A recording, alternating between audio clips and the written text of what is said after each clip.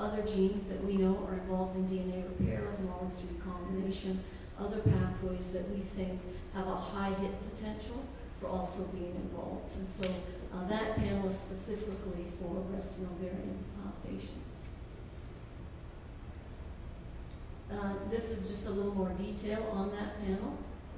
And so just to point out that not only are we going to look for BRCA1 and 2, but also for a lot of other genes on that panel that we feel really have a potential for perhaps being missed in patients that have breast and ovarian cancer, not only the inherited kind, but also sporadic.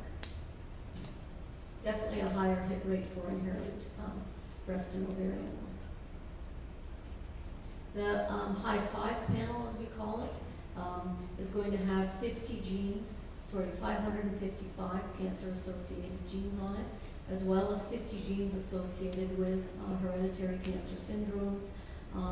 And it's also going to have 51 full-length sequences associated with translocations. And translocations are actually quite difficult to identify using this technology. They take up a lot of genomic space, but we've included them in this panel as well. We're also going to be looking for benign variants, and that's just to increase the quality control around this, to make sure that there are no mistakes, and also to be able to look at clonality as well as copy number changes. So other things that we're doing is we're working hard to try to use our next-gen data to look at copy number changes. We're validating our data using fluorescence in situ hybridization, and also by droplet digital PCR, which allows us to look at really low-level mutations that may actually be emerging mutations that become relevant as a disease progresses. And we can also use that for looking at minimal residual disease, for example, in the leukemias, to be able to monitor response to treatment. We're using methylation arrays. These are important in terms of genetic regulation of some genes. And we're using this big panel. We're also doing it, trying to develop in conjunction with the Genome Center at UHN. We're looking at using RNA-seq. And RNA-seq is a way of looking at the RNA in tumors and really being able to now look at big changes, so the translocations, for example, much more effectively. So this is one of my last slides, and I hope what I've been able to show you today is that with our approach and with us really trying to begin to understand the genomics and the genetic profile of a tumor, we're really hoping to be able to more rationally treat patients depending on the genetic makeup of their tumor. So rather than giving everybody the same treatment and having some patients respond well, some patients respond not so well, some patients have terrible side effects, other patients not so much. We're really trying to use the information that we have to try to tailor the treatment to the patient and their tumor to really try to minimize the side effects, increase the efficacy, and improve the quality of life, as well as certainly improve the long-term survival. So I think that what I've shown you today is that ovarian cancer is not just one disease, it's really a diverse set of diseases. We can integrate molecular profiling into the routine care of cancer patients. We'd like to do this not only for patients with advanced disease, but also for patients with earlier stage disease. I think that you know that the earlier that we can catch something, certainly the more efficacious a treatment is going to be, and the higher the chances of survival. We feel that our next-gen sequencing approach does identify actionable mutations that can be very useful in terms of deciding what therapy to give a patient. And we know that the more patients that we can enter into trials like this, the more information we're going to get that's going to be able to be used and converted into now standard of care for patients with earlier stage disease. So I'd just like to thank a lot of people that are involved in this work, and I've listed them here. There are a lot of medical oncologists, a lot of pathologists, a lot of nurses. Unfortunately, I can't list them all here because then it would be like 20 pages. And certainly a lot of laboratory folks that are involved in this work, and that we couldn't do it without having our whole team working together. So thank you very much.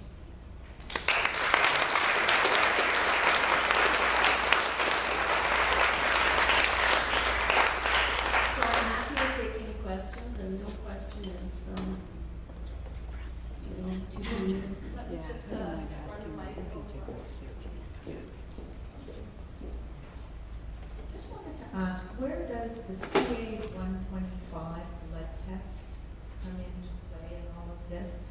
I did have a slide on that actually, and I took it out. And so CA-125 is an extremely good blood marker to screen for example, a recurrent disease, or like it's a marker that we can use to predict perhaps relapse earlier than, because you can't go looking necessarily very easily for relapse with ovarian cancer, but if you could do a blood test and look for a biomarker like CA-125, then that's a nice non-invasive way of being able to detect progression of disease. And so that's what it's used for, is an early biomarker.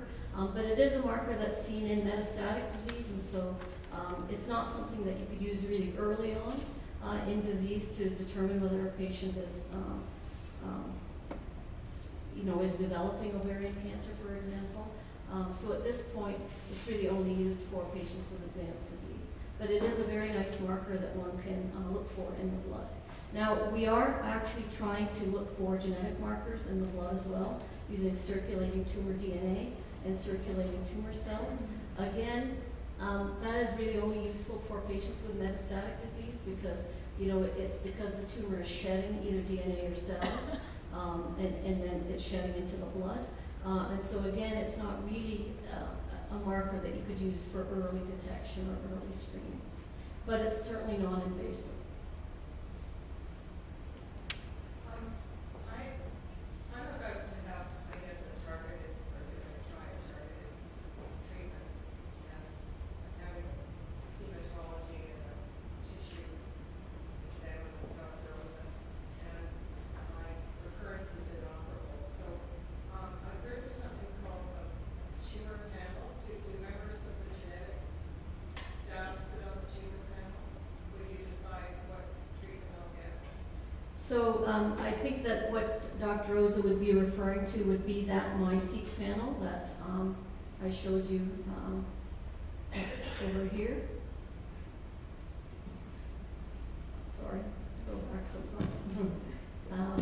So this, it would be this panel. Boy, I have a lot of slides. Sorry, it's coming right here. So it would be this panel that we're using currently.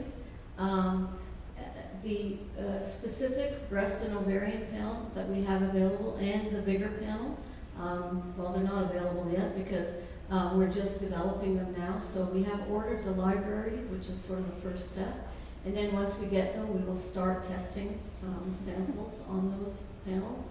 But they won't be ready for at least 6 months to a year specifically for patients with breast and ovarian cancer. But right now, ovarian cancer patients are being tested using this panel, this MySeq panel that we have available, and that is probably the panel that he's referring to. And I mean, there are, we have been able to derive some very good information from this panel, and that waterfall plot that I showed you, our data, patients were matched to treatment based on data from this panel. If part of the original impact study and did not get any results, would we be automatically put into the new panel, or would we have to be retested?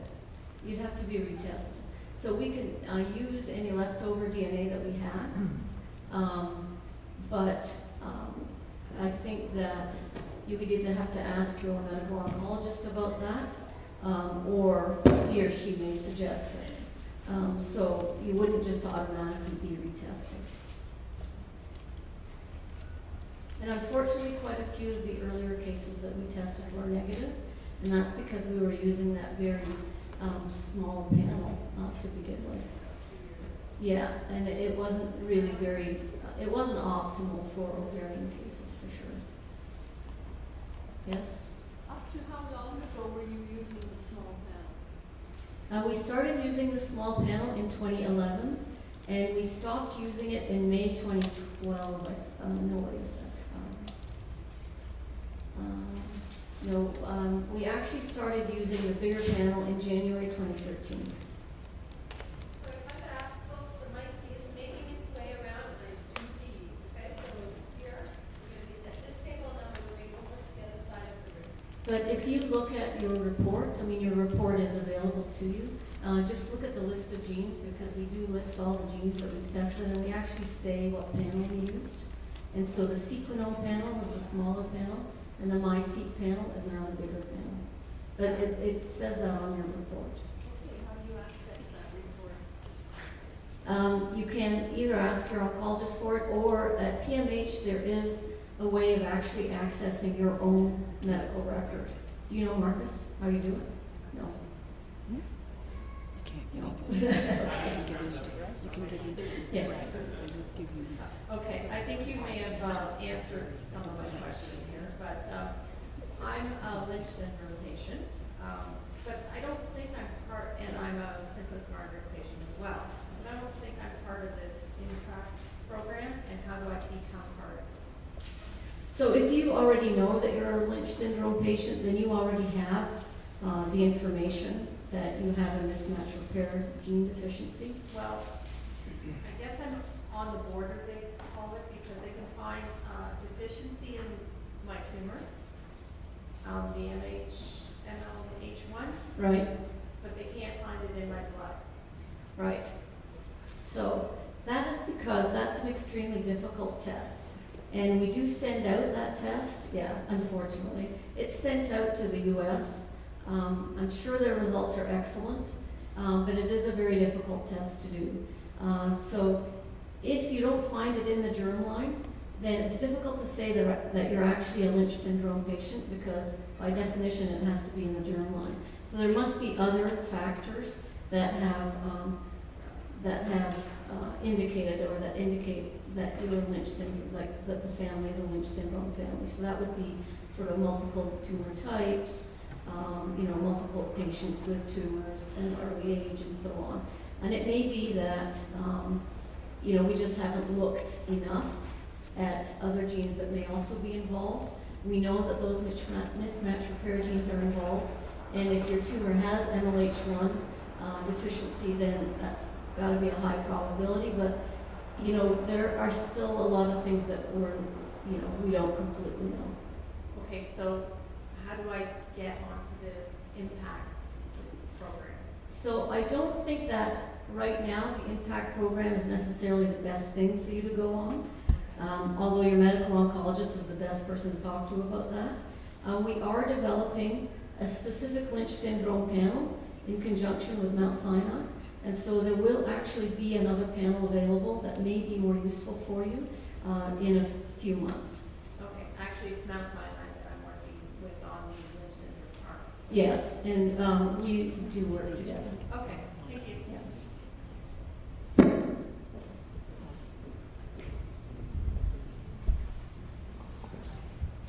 I think my question may be somewhat related to the last lady in terms of, I'm being treated at Sunnybrook, and I'm just wondering how all of this seems to be Princess Margaret, and I'm wondering how one goes about tapping into some of this personal. So Sunnybrook is actually one of our sites as well, so we do have patients from Sunnybrook.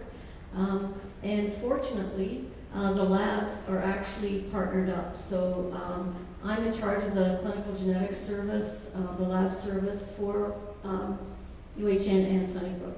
So it is, the labs have actually partnered up, and so they are one, I don't want to say one service and offend anybody, but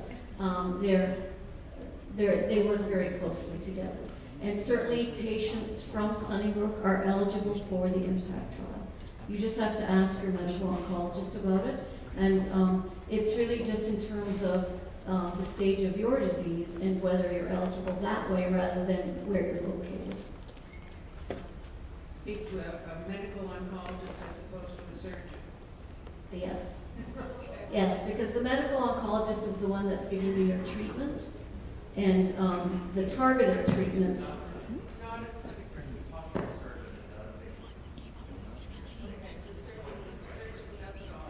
Oh, okay, I'm sorry. I didn't realize that. Talk to somebody who'll give you what you want. Advocate. You have mentioned circulating tumor cell testing. Could you speak for a moment on the accuracy and efficiency of that with respect to chemotherapy sensitivity in an individual? Chemotherapy sensitivity. A test that's not done in Canada. Chemosensitivity. Yeah. I'm not sure I could speak to that. Marcus, can you speak to that? Hold on one sec, want everyone to hear you, sorry. I don't want to try to answer something I can't answer. I'm not sure I have a very good answer either. I mean, there is research in trying to develop in vitro or laboratory tests to look at cancer cells and whether they're sensitive to different chemotherapies. And so far, there hasn't been a test in ovarian cancer that's highly predictive. I mean, it can give you an answer. You can send your tumor off and you can get an answer, but it's not necessarily going to be truly helpful in predicting how you're going to do with a particular agent at this time. And there are some reports in circulating tumor cells, and if patients are getting a treatment, you can see a decrease in the number of circulating tumor DNA or tumor cells, and that's something that will be part of what Suzanne is developing. Yeah, I mean, we are looking at circulating tumor DNA, but so far the results have not been very encouraging. You have to be able to, what we call sequence very deeply, so we have to be able to look at very, very few cells and extract the DNA from those very, very few cells, and then sequence many, many, many times to be able to see the information that we're looking for. And right now it's sort of hit and miss in terms of actually identifying the mutations that we know are there in the tumor. So we still have a ways to go in actually making those tests robust enough to be able to use clinically. Because they really have to be robust and reproducible before we can begin to use them. But we're working very hard at trying to figure out how to do that. Because it certainly would be ideal to use a non-invasive blood test to be able to predict progression, for example, and response.